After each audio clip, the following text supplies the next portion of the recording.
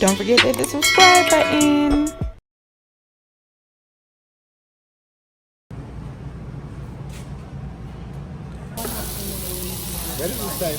Yeah, it looks so pretty. Yeah.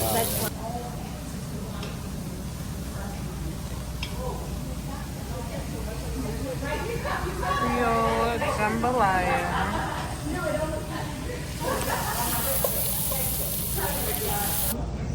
Jambalaya. Yeah, this is what I would. Were you over there when we were talking about it? No.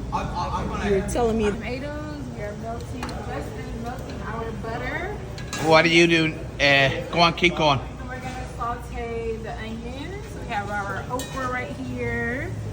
We have our different spices. This looks like salt or sugar, something. What are they? What are they? And this one, I don't know what this is, but it looks really What's that, good. It's like a Dijon Tanya? mustard. Dijon mustard is correct. I got a new sugar. spoon. It's a big one. Tanya, isn't it Tanya, isn't it? Tasha, what you at? I am still working on the tomatoes so they can start making your smothered okra and tomatoes. And okra for occasion. Put the onions in the okra together for about 10 minutes. Remember not to stir it too much. A little bit hard in your throat. Yes. See, what's happening here, okay? Can you explain? Yes. So right now, they are starting the first step to the jambalaya. We are browning off our andouille sausage. We're looking for excellent caramelization and a first layer development of fond. Tasha, what's happening now? The tomatoes are precious. Yeah, we're still in the same step. We're sauteing onions.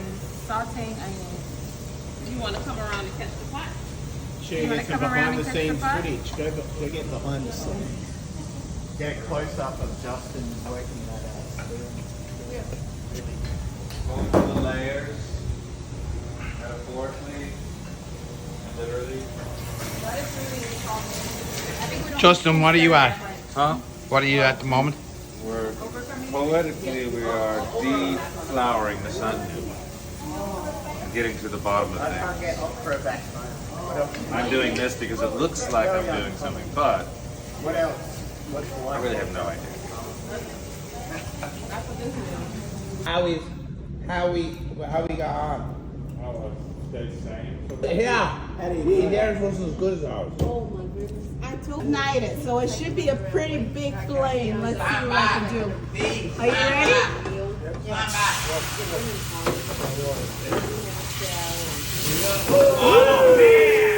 Is that big enough? All right, Tiffany, you ready?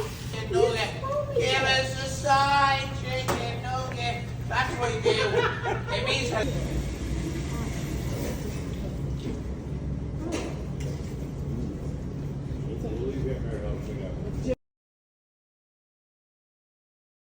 Hi everyone, we are here with Miss Dee Levigne and we are at a cooking class, so I'm going to allow her to introduce herself and tell us a little bit more about the cooking class and what we're cooking today. Of course. So I'm Chef Dee Levigne. I'm the owner of the Deelightful School of Cooking.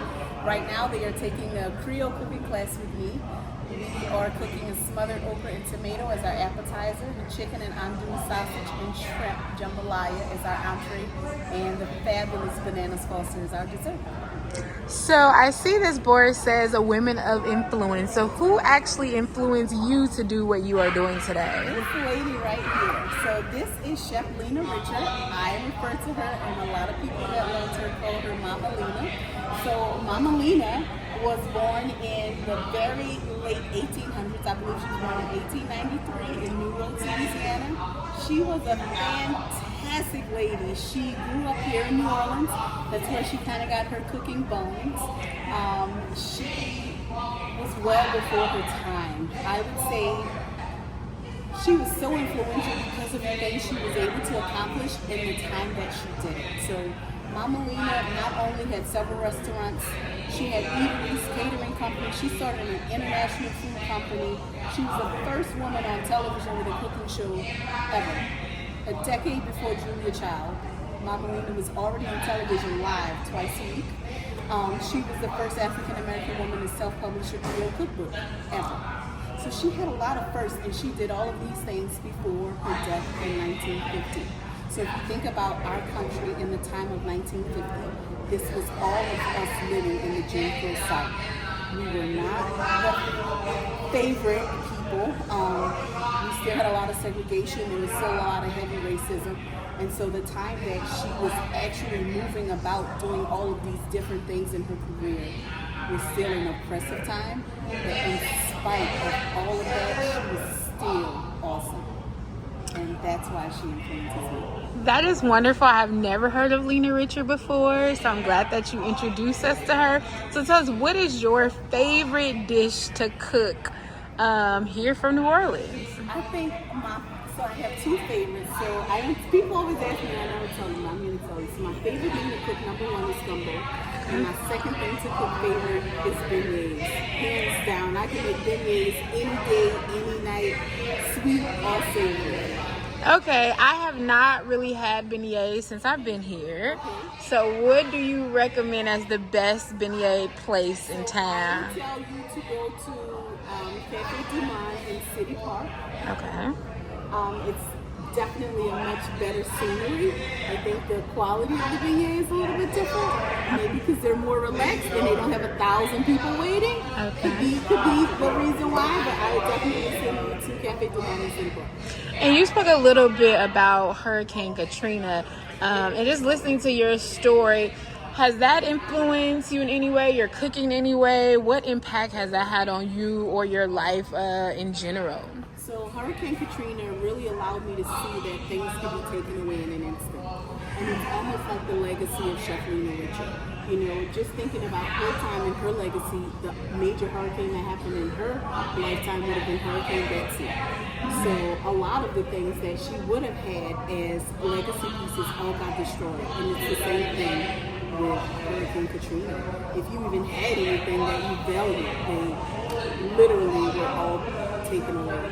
And so knowing that it could be taken away so easily, I love to influence people with cooking because that's something that you can teach. It's kind of like that teach a man to fish kind of thing. So if I can teach you how to cook food from the soul that you've been cooking for 300 years, it's never going to go away. And that is really what helps me enjoy teaching these classes. Just two more questions. Every time you say something, I'm like, wait, I want to know more. Okay, so have you ever been to Africa before? I have not been to Africa. Okay. Not one single time. Okay, I was gonna. It's on my list, but I haven't been. Okay, I was about to ask you, do you have what influences from Africa do you see now in New Orleans or Louisiana in general? Yeah. I mean, when I think about the cuisine as a whole, we all eat a lot of beans, we all eat a lot of rice, and of course they have jollof rice. I mean, that's a big thing. Definitely inspiring, I would say. Some hints of jambalaya definitely in there. You know, so I never doubt that. I mean, we eat red beans every single Monday. Like, where are we going with our beans? I mean, Right. for real. So, you know, And I've seen the red over there too. Yeah, we have a whole chameleon bean display. But yeah, I think a lot of those things are synonymous with us because of the cost. They were things that were really cheap. And when I think about how we got here, you know, on most of us, some, you know, by slave ship, it was easy to feed us that way. Less responsibility, we were growing and eating our own harvest. And I think about that when we cook the okra and tomato, which is the dish that we made earlier. You know, that okra only got here by slave ship. And so it's something that definitely resonates with our culture. It's something that's in us. And that's it. That's why we keep making it. And last question, if there was a chef out there, if there's anybody that even wants to start their own business, what advice would you give to that person that wants to start something, wants to create a community? I say do it. So I know fear and, you know, maybe the sense of failure kind of cripples people into not doing something. But think about just being able to inspire one person to change their life. You only need one person to change to inspire an entire world. You could be that inspiration. Just do it, and I would tell you to do it afraid. There you go. All right, well, you have it. This is Miss Dee Levigne, Chef Dee Levigne. I'm so sorry. Thank you so much. This has been wonderful, and we appreciate you. Dee, just tell us if anybody wants to ever come to your cooking class, how would they be able to do that? All right, so if you guys want to come and cook with us, you can do that two ways. You can do it on our website. It is delightfulroux.com, or you can go through the museum's website, which is southernfood.org, and you'll look for our cooking class. You'll decide which which cuisine you want to learn, whether that's Cajun or Creole, and then we usually open our calendar for the entire year. So if you see a date that you cannot get in, that's because we are already booked. But you know, just send me an email if you really, really want to get in on a specific date, and we'll see if we can make it happen. Okay, thank you so much. Here you have the Red Beans Hall of Fame, and so it's really cool. Can you all believe that this jacket is literally decorated out of different types of beans? People are so creative. I absolutely love it. This is a suit jacket made out of beans. I can only imagine how heavy that particular jacket is to wear. And this is just showing the beginning timeline of history and different things like that.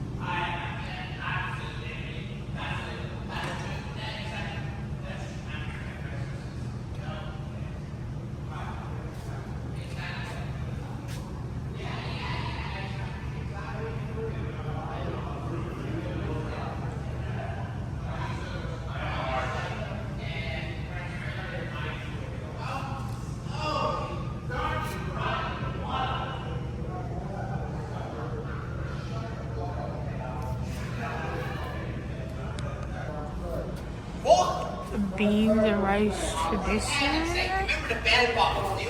North Carolina, the Hop and John, France, Flanders, Caribbean, beans and rice, Brazil, Fiojada, Costa Rica, Gallo Pinto, and Louisiana, red beans and rice.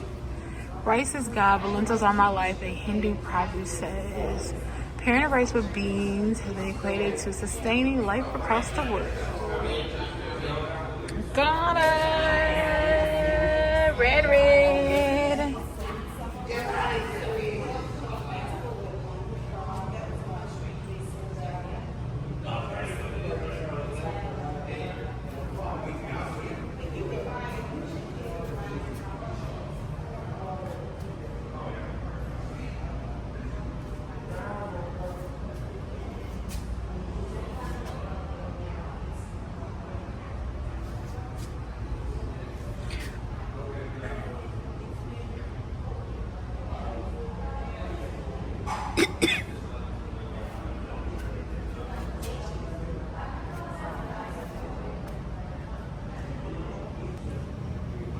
So throughout the duration of this part of the museum, you are going to see different states. This is South Carolina, and just like old time artifacts and different utensils that they used to cook with, or different foods and different things like that.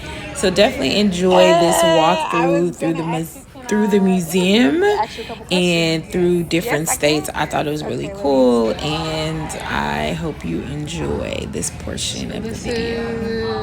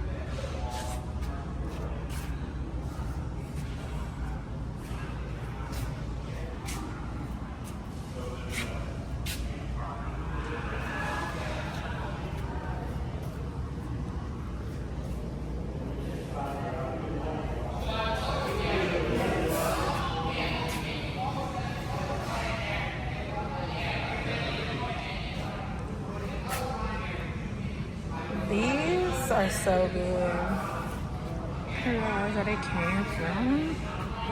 Tennessee.